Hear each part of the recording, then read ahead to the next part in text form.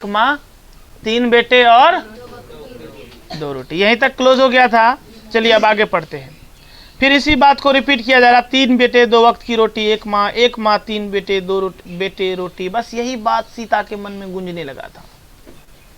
और फिर बहस में घूमते माँ, बेटे और रोटी में सिर्फ रोटी। अब देखो, बेटा और रोटी में सिर्फ अब रोटी महत्वपूर्ण रह गया, क्योंकि बेटे के लिए या माँ के लिए कोई नहीं लड़ रहा है कि हमारी माँ है हम रखेंगे। इसके लिए कोई नहीं लड़ रहा है।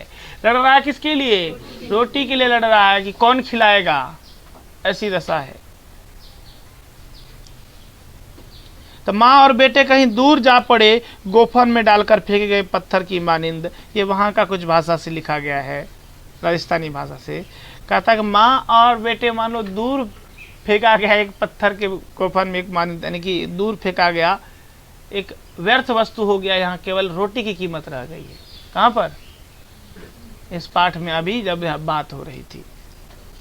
रोटी का आकार और भार इतना बढ़ गया कि उसे संभालना किसी एक के सामर्थ्य की बात नहीं रही।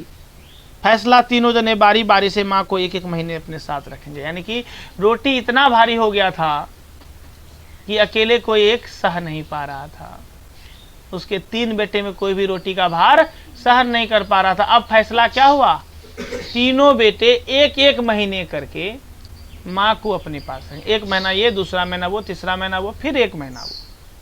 बागवान पिक्चर देखे हो? बागवान, उसमें यही होता था ना।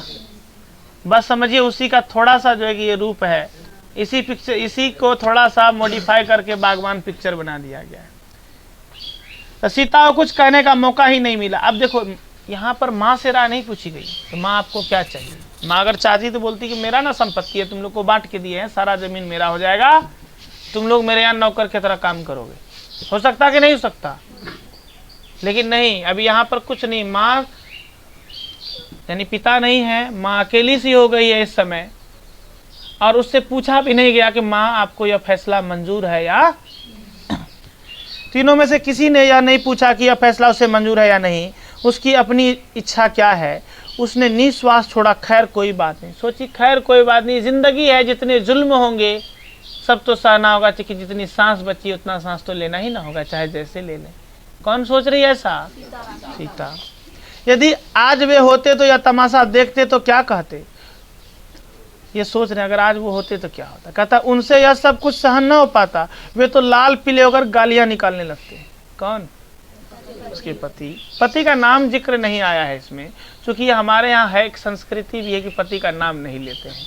और चूंकि ये जुबानी सीता के मुंह से सुनी जा रही है, क्योंकि अभी कहानीकार सामरदैया जो लिखी है, तो यहाँ पर ये शब्द किसके मुंह से निकलता हुआ प्रतीत हो रहा है? सीता के मुंह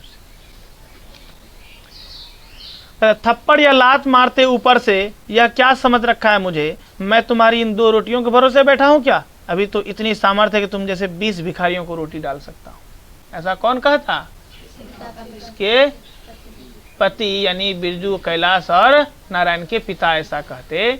ऐसा सोच रही है कौन?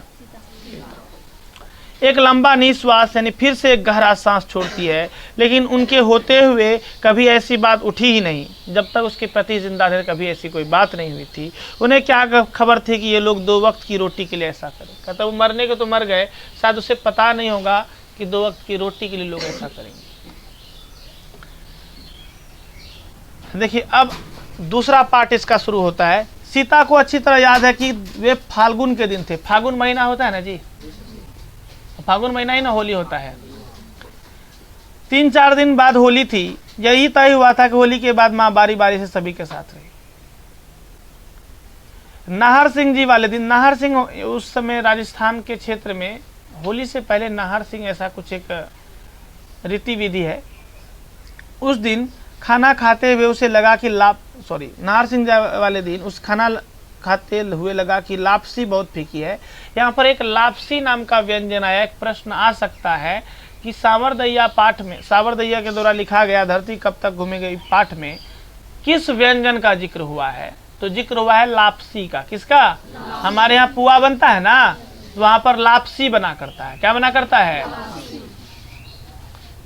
तो लापसी बिल्कुल फीकी है और निकलते समय लगा कि कौर गले में अटक रहा है। होली वाले दिन भी वह अनमनी और उदास थी। उदास तो रहेगी नहीं कि जब एक जगह रह रहे थे कोई दिक्कत नहीं, अब तीनों अलग अलग बारी बारी से रखेगा। पहले एक की बात सुनना पड़ता था, एक का जला कटा सुनते थे, अब सबका सुनना पड़ेगा। सोच रही थी, उदास थी। होली वाले दिन वैसे तो लापसी ही बना करते, लेकिन उस दिन कैलाश की पतली ने दाल का हलवा बनाया था। किसका हलवा बनाया था? दाल का, यानी मूंग की दाल का हलवा। भुनती हुई दाल देखकर उसे लगा कि वह भी भुनी जा रही है। बच्चे उसको कहने लगे, दादी माँ दादी माँ। इसको बाई माँ भी कहती थी, बाई, दादी माँ बाई। बाई कहते हैं माँ को, वहाँ पर बाई किसको कहते हैं? माँ को। बोलते हैं ना बाई सा, बाई मतलब होता माँ। बाई कह रही थी, कल से आप नारायण चाचा के हिस्से में खाया करेंगी। दादी माँ, आप सचमुच वहीं खाना खाएंगे क्या? और शाम को जब वह खाना खाने बैठी तब कैलाश की पत्नी राधा बोली, दाल का हलवा आप ही के लिए बनाया, खूब पेट कर खाना। अब देखो, अब बच्चे को तो पता नहीं, अबोध होता है, उसको एक दुख हो रहा था कि तो बोल रहे थे कि नहीं कल से आप नारायण चाचा के यहाँ खाएंगे। बच्चे को दुख हो रहा था, लेकिन माँ को कुछ नहीं। वो सोच रही थी भले बला टल रहा है। वो हलवा ला के दी और आके क्या कहती है, हलवा आप ही के लिए बना है, पेट भर के खाइएगा। यहाँ पर खाने का हो रही कि मना कर रही? मना कर रही है। वो आप ही के लिए बना है, खा लीजिए। उसको खाया जाएगा ऐसे कंडीशन में? वह सोचने लगे कि दाल और हलवा को या रूखी रोटी, दाल का हलवा हो या रूखी रोटी, खाने के लिए बैठने के बाद तो पेट का गड्ढा भरना ही पड़ता है। रुचि हो तो 2 कौर ज्यादा, अन्यथा 4 कौर कम। कहते रुचि होगा 2 कौर ज्यादा खाएंगे, नहीं तो 4 कौर कम खाएंगे। लेकिन पेट का गड्ढा जितना है, कोई भी खाना होगा उसको तो गड्ढा भरना होगा, अर्थात जितनी भूख रहेगी मिटाना ना होगा। उसने सोचा आज के बाद यहाँ से मेरी रवानगी, कल नारायण के हिस्से खाना पीना, फिर यहाँ के पानी में भी सादा नहीं रहे। अब सोच रही है इसके यहाँ से निकल जाएंगे, चले जाएंगे नारायण के, क्या यहाँ से एक गिलास पानी भी नहीं मिलेगा क्या हमको? सोच रही है।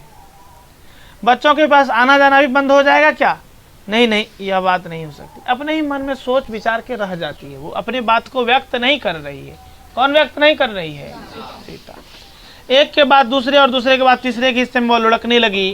कैलाश के हिस्से से नारायण के हिस्से में, नारायण के हिस्से से बिरजू के हिस्से में। हिस्सा बदलते ही बच्चे हर्षित होकर अपने पास आते और कहते, उसके पास आते और कहते, दादी जी कल से आप हमारे घर खाना खाएंगी।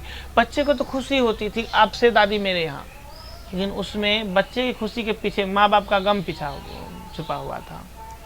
हम साथ साथ ही खाएंगे एक ही थाली में, ठीक है ना दादी जी? बच्चे खुश होते थे। वो अरुआसी हो जाती। इन नासमझ बच्चों को ही पता चल गया कि वह बारी बारी से खाना खाती है। 1 महीने में एक दिन भी अधिक नहीं रखता कोई। 1 महीना पूरा 1 दिन भी ज्यादा रखने वाला कोई। वो एक बहुत बड़ा ने गला पड़ा फांस के तरह माँ को रख रहा था, उसका तीनों बेटा।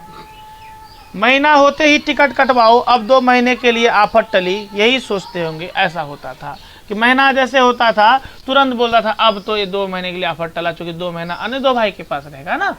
तो ऐसा लगता था सबको। किसको लग रहा था?